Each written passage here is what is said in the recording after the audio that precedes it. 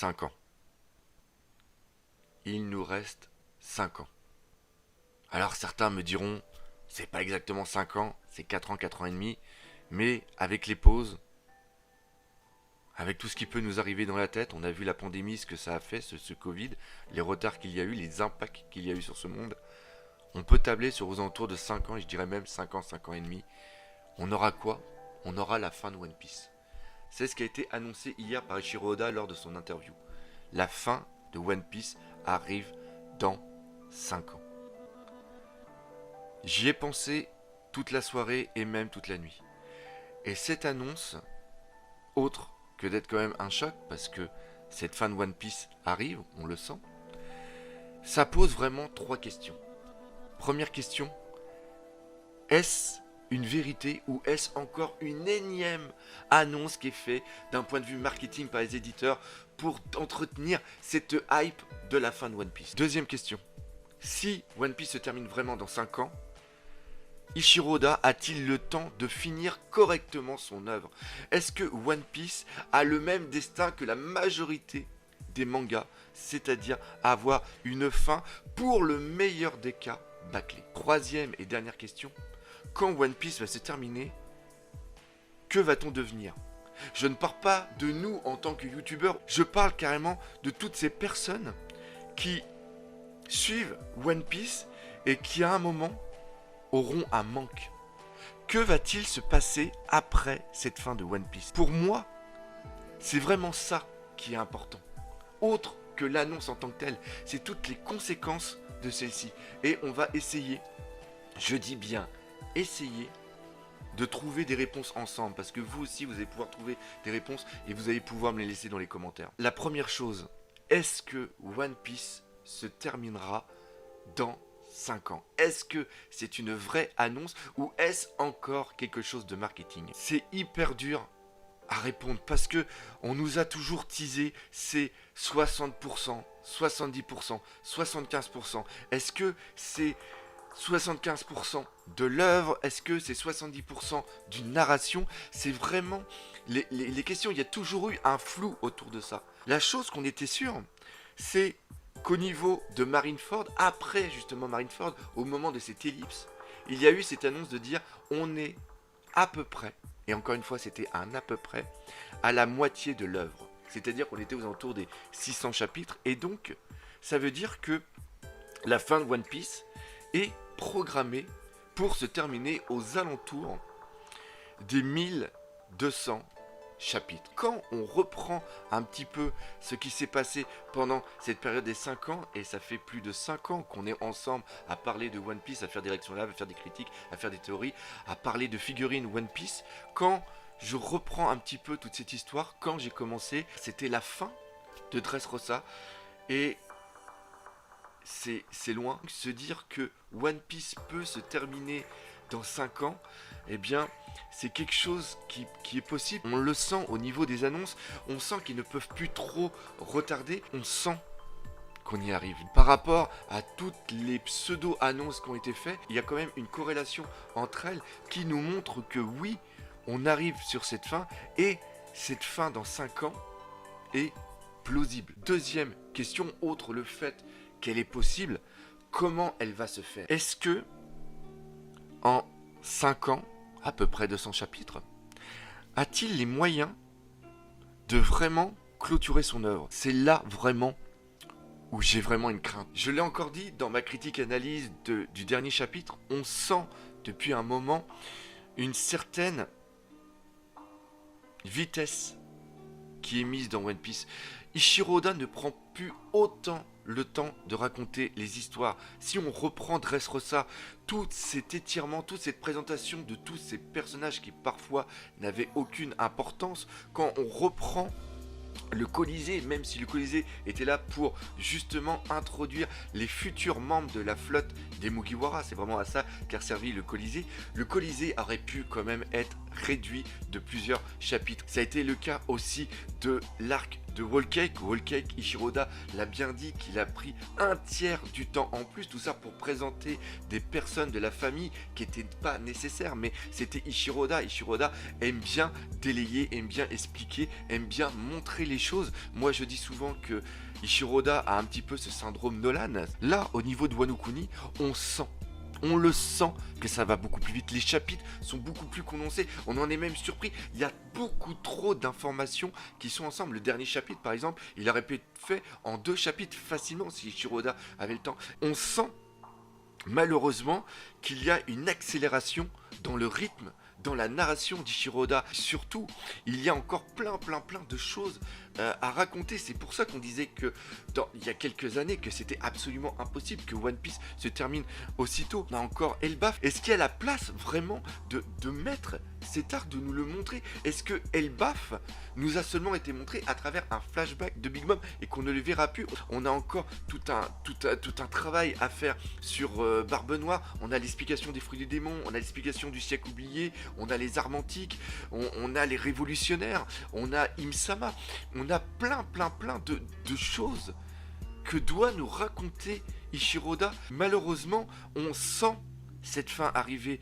Rappelez-vous ce passage où on a Goldie Roger qui pleure, qui rit et qui pleure en même temps. Et là, ici, on le sentait. On le sent, la fin de One Piece arriver. Mais on ne veut pas que ce soit une fin bâclée. On ne veut pas que ça soit une fin rushée. Pourquoi? Parce que elle peut dénaturer toute l'œuvre. C'est ça qui est important.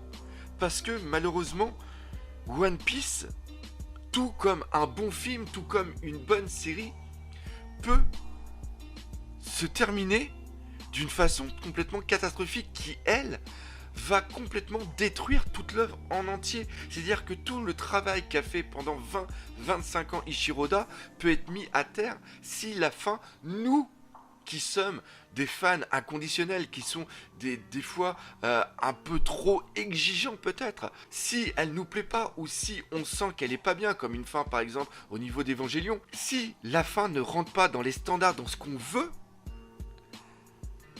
on crachera sur l'œuvre. L'œuvre peut nous surprendre, c'est-à-dire qu'on peut s'attendre à quelque chose, et si ce que nous amène Ichiro Oda est totalement différent, mais nous surprend et nous plaît, ça sera un apothéose. Si One Piece se termine comme on veut, et qu'on a cette fin qu'on désire, ça nous plaira. Mais si on sent que c'est rushé, si on sent qu'il n'a pas le temps, si on sent qu'il a été précipité, parce que ça a été une exigence non pas de lui, mais des éditeurs, alors là, ça peut vraiment faire très mal. Pourquoi? Parce que depuis le début, on nous annonce que Ichiro Oda connaît la fin, l'a mis en place, et que ceux qui ont lu la fin sont complètement comme des fous. C'est comme te dire, tu vas aller voir un film, et ce film, il est absolument extraordinaire. Et quand tu vas voir le film, tu t'attends à quelque chose de tellement magnifique que quand tu te le reçois, quand tu le regardes, tu es totalement déçu. Et c'est ça que j'ai peur. Je veux qu'on arrête de nous teaser, de nous dire que ça va être absolument fantastique. Parce que même si ça l'est,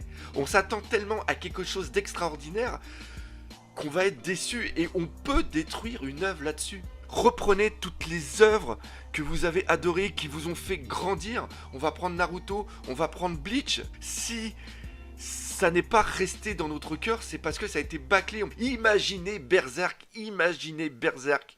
avec une fin de merde. Promise Neverland, qui était absolument excellent. Cette fin, l'attaque des titans, c'est magnifique. Mais si il foire la fin, ces œuvres reposent sur une narration, reposent sur une histoire. Le dessin en est presque secondaire. On veut connaître l'histoire. On est comme l'enfant, la fin le soir, quand on va le coucher, qu'on lui raconte une histoire sur plusieurs jours, plusieurs semaines, plusieurs mois. Et c'est ça que je pense depuis hier. Ça me fait stresser, La fin de One Piece, je sais pas pour vous ce que vous en attendez, mais c'est quelque chose de... J'ai peur qu'on en attende trop et qu'on soit déçu et que ça nous enlève une partie de l'amour de One Piece. Maintenant, on va répondre à la dernière question. La fin de One Piece, qu'est-ce qui va se passer après? Là, je vais vous raconter une histoire. C'est une histoire conne, mais ceux qui ont plus de 30 ans comprendront ce que je veux dire. C'est la petite maison dans la prairie. Il y en a certains qui se disent, mais putain le doc, il faut qu'il arrête la drogue. Arrête la drogue, je sais pas ce que tu prends, mais c'est trop, c'est beaucoup trop. On est gamin, on est gamin, on est gamin. On regarde la petite maison dans la prairie. Et la petite maison dans la prairie, à cause des changements de chaîne, à cause des changements de programme, il n'y a pas eu de fin. Quand on est gamin, il n'y a pas eu de fin. On regarde toujours les mêmes épisodes, on grandit. Et on regarde toujours les mêmes épisodes. On grandit, on grandit, on grandit. Et à un moment, à l'âge de 25-30 ans, il voit le dernier épisode de La Petite Maison dans la Prairie. La Petite Maison dans la Prairie se termine. Et j'ai les yeux qui s'embrument. Mais ce qui se passe, c'est que le moment où on regarde ça, il y a la fin de quelque chose. Quelque chose avec lequel tu as toujours grandi, que tu as toujours vécu. Ces personnages de La Petite Maison dans la Prairie, ils faisaient partie de nous. Ils étaient des amis. Il y a une fin. Quelque chose avec lequel tu as grandi n'existera plus. Et c'est ça qui va se passer avec One Piece. One Piece, on ne le lit pas qu'une fois. On le lit plusieurs fois. Ça fait exactement comme La Petite Maison dans la Prairie. Tu vas toujours le relire, donc tu vas toujours revivre les aventures avec eux. Et tu vas rigoler. Et tu vas t'éclater. Et tu vas aussi pleurer. One Piece a un tel impact sur nos vies. Moi, c'est vraiment comme ça que je le vis. C'est pas faire semblant. C'est pas créer un personnage. Le personnage du doc n'est pas un personnage de fiction. Le personnage du doc permet seulement à moi, Hervé, d'extérioriser tout ce qu'il ressent pour One Piece, sans se demander est-ce que c'est bien ou c'est pas bien.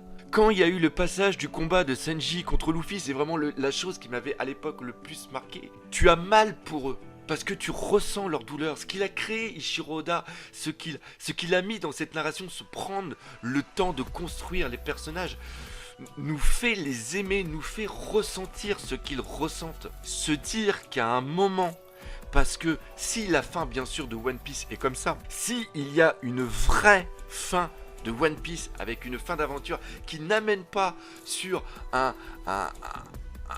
une future autre série, comme c'est par exemple le cas avec Naruto et après Boruto, si on a vraiment une fin, c'est ça qui est dur en un sens. Se dire que ça va faire 25 ans, plus de la moitié de ma vie, je l'aurais passé à être avec One Piece. Se dire que il va y avoir une fin. Je sais même pas dans quel état je vais être au niveau de la fin de One Piece. Se dire qu'il va y avoir une fin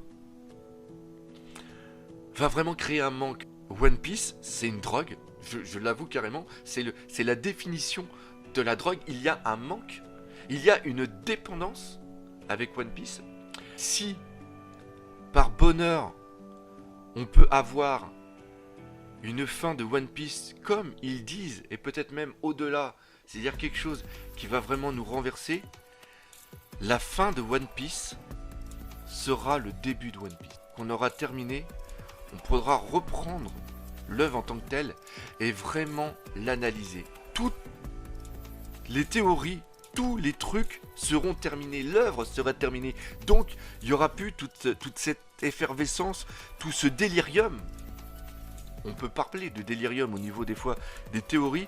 Tout ça, ça sera terminé. Et donc on pourra se concentrer vraiment sur l'aspect principal, c'est-à-dire la construction et le but de cette œuvre. One Piece doit marquer les esprits comme d'autres mangas ont marqué. Phoenix, Astro Boy, Akira, Dragon Ball. Ichiro Oda voulait être dans le Jump parce que Akira Toriyama l'a bercé, lui a fait ressentir des trucs étant enfant, et donc il voulait être comme lui. Et je veux que dans le monde, One Piece donne envie aux gens de raconter une histoire, parce que c'est ça One Piece. One Piece, rappelez-vous bien que One Piece à la base, c'est seulement que Ichiro Oda qui se raconte une histoire à lui-même. La vie, c'est se raconter une histoire, essayer d'oublier la souffrance, essayer d'oublier les problèmes. C'est apporter du bonheur, apporter quelque chose. Et si One Piece, à son niveau, apporte du bonheur au monde, je pense qu'il aura rempli son rôle. Cette vidéo est très spéciale. Cette fin de One Piece m'a énormément fait cogiter, m'a fait réfléchir. J'ai essayé de trouver les mots pour vous expliquer une partie de ce que je ressens. N'hésitez pas, les parties commentaires sont là pour ça, donc éclatez-vous, laissez des pavés, je les lirai et même d'autres personnes les liront et pourront y répondre. Pourquoi pas, on pourra faire aussi une autre vidéo où je lirai certains de vos commentaires. One Piece a les moyens de marquer, il faut juste prier et espérer que ça soit le cas. Là-dessus se termine cette vidéo, j'espère que vous l'aurez appréciée. Si c'est le cas, comme d'habitude, n'hésitez pas à partager, parlez-en autour de vous, laissez des commentaires, mais on n'oublie pas le principal, One Piece, c'est la vie. Allez, salut mes Nakamas.